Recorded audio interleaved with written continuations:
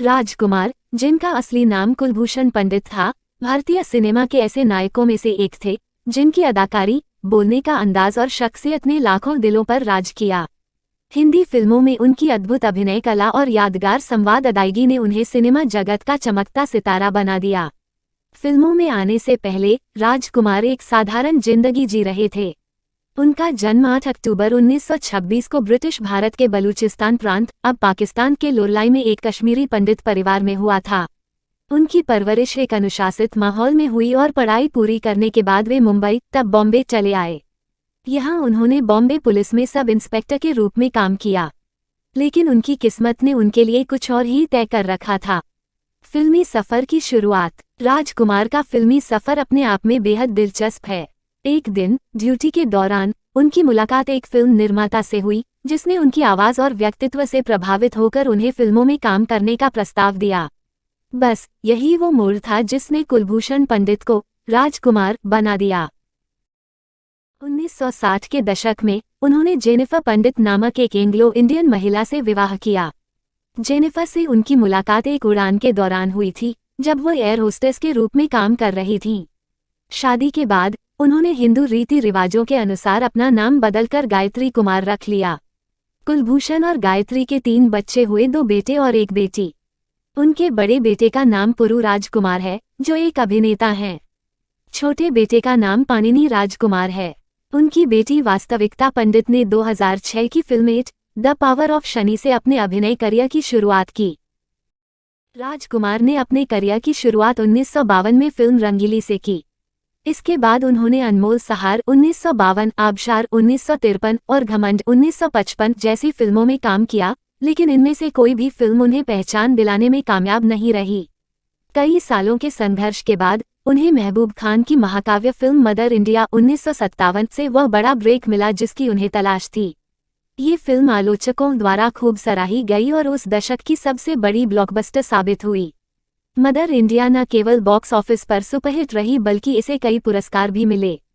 ये film 1001 movies you must see before you die नामक प्रसिद्ध किताब में भी शामिल है। मदर इंडिया की जबरदस्त सफलता के बाद राजकुमार ने एस वासन की सामाजिक ड्रामा फिल्म पैगाम 1959 में काम किया। इस फिल्म में दिलीप कुमार और वैजंतीमाला ने मुख्य भूमिकाएं निभाईं। फिल्म बॉक्स ऑफिस पर ब्लॉकबस्टर साबित हुई और राजकुमार के बड़े भाई के संवेदनशील किरदार को बहुत सराहा गया। इसके लिए उन्हें फिल्मफेयर बेस्ट सपोर्टिंग एक्टर की कैटेगरी में नामांकन भी मिला। राजकुमार ने नए दशक की शुरुआत किशोर साहू की रोमांटिक ड्रामा दिल अपना और प्रीत पराई 1960 से की। ये फिल्म बॉक्स ऑफिस पर सुपरहिट साबित हुई, खासकर लता मंगेशकर द्वारा गाया गया गाना अजीब दास्तां है ये एक एवरग्रीन हिट बन गया।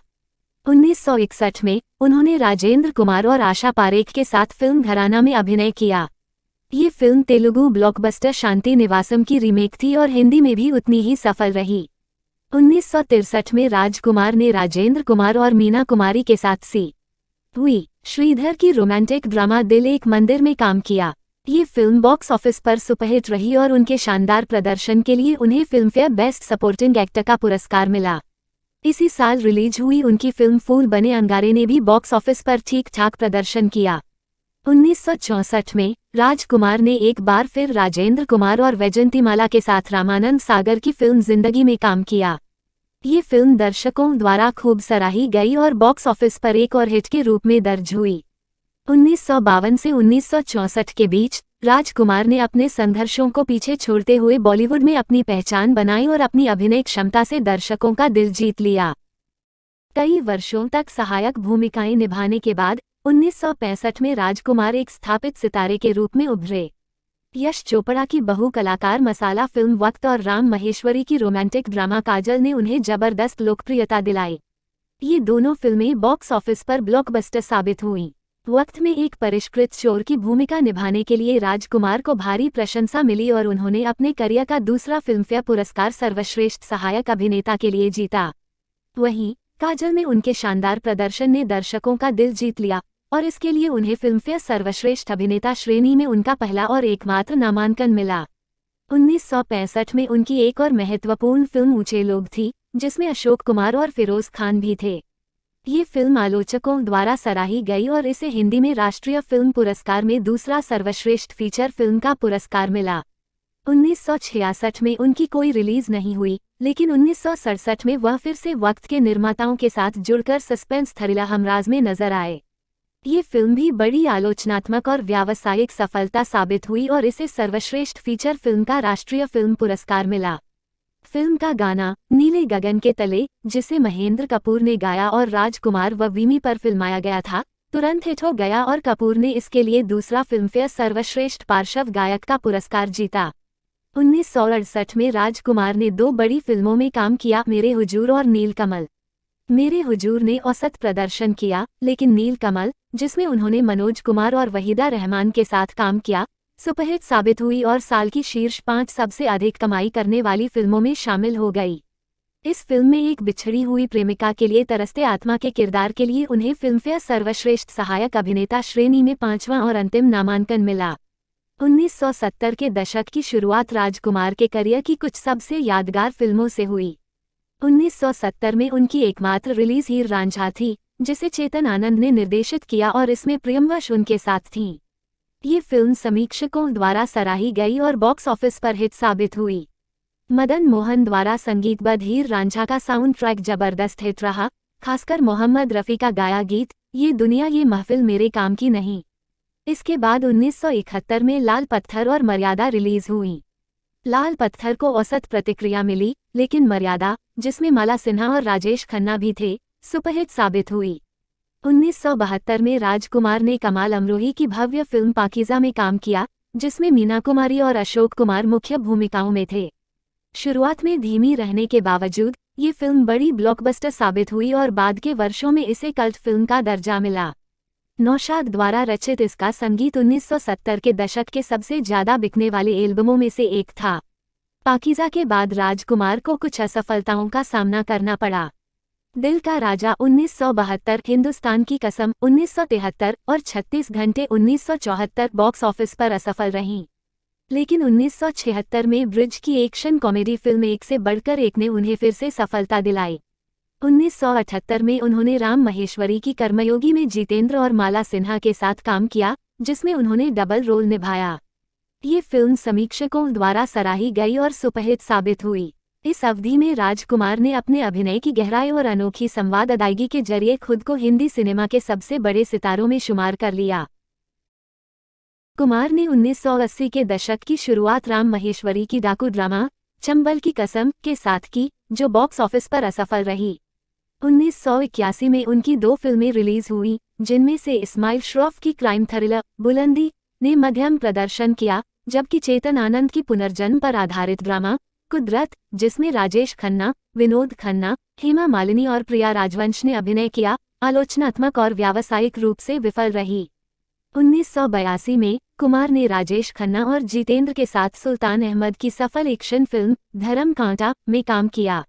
इसके बाद उनकी कई फिल्में जैसे एक नई पहेली 1984, शरारा 1984, राज तिलक 1984, इतिहास 1987, मुकद्दर का फैसला 1987, मोहब्बत के दुश्मन 1988, साजिश 1988, महावीरा 1988 और जंगबाज 1989 बॉक्स ऑफिस पर असफल रहीं। हालांकि इस दौर में भी उन्होंने मेहुल कुमार की मरते दम तक 1987 और इस्माइल श्रॉफ की सूर्या एन अवेकनिंग 1989 जैसी सुपरहिट फिल्में दी। 1990 के दशक की शुरुआत में कुमार ने इस्माइल श्रॉफ की एक और क्राइम थ्रिलर पुलिस पब्लिक 1990 के साथ वापसी की। मलयालम फिल्म ओरू सीबीआई डायरी कुरिप्पू 1988 की इस रीमेक ने व्यावसायिक रूप से अच्छा प्रदर्शन किया और बॉक्स ऑफिस पर हिट साबित हुई। अगले ही साल उन्होंने अपनी पुरानी हिट जोड़ीदार दिलीप कुमार के साथ सुभाष घई की एक्शन ड्रामा फिल्म सौदागर में काम किया। ये फिल्म ब्लॉकबस्टर साबित हुई और 1991 की सबसे ज्यादा कमाई करने वाली फिल्म बन गई। लक्ष्मीकांत प्यारेलाल के संगीत से सजी इस फिल्म का साउंड ट्रैक भी साल का चौथा सबसे ज्यादा बिकने वाला एल्बम रहा। 1993 में कुमार ने नाना पाटेकर के साथ मेहुल कुमार की देशभक्ति से भरपूर एक्शन ड्रामा तिरंगा में अभिनय किया। फिल्म को पूरे देश में जबरदस्त प्रतिक्रिया मिली और यह एक और ब्लॉकबस्टर साबित हुई। हालांकि तिरंगा कुमार के करियर की आखिरी बड़ी हिट साबित हुई। उनकी बाद की फिल्में जैसे बेताज बादशाह 1994, जवाब 1995 और उनकी आखिरी फिल्म गॉड एंड गन 1995 आलोचनात्मक और व्यावसायिक रूप से असफल रहीं। इस दौर ने कुमार के करियर में गिरावट और फिर एक मजबूत वापसी को दर्शाया, लेकिन उनकी अंतिम फिल्मों ने उनकी पहले की शानदार सफलता को दोहराने में असमर्थता दिखाई। कुमार का निधन 3 जुलाई 1996 को 69 वर्ष की आयु में गले के कैंसर से हुआ। उनके बेटे पुरु राजकुमार ने फरहाना फारूक को दिए एक इंटरव्यू में बताया कि उनके पिता हॉजकिंस नामक बीमारी से पीड़ित थे, जिसके लिए उन्होंने कीमोथेरेपी करवाई थी। उनके जीवन के अंतिम 2 साल बेहद कठिन थे, क्योंकि कैंसर के नोड्स फेफड़ों और पसलियों में बार बार लौट रहे थे। इस दर्दनाक स्थिति के बावजूद कुमार ने हमेशा अपने परिवार और प्रशंसकों के लिए मुस्कान बनाए रखी। उनके जीवन और संघर्ष की यह कहानी आज भी प्रेरणा का स्रोत है।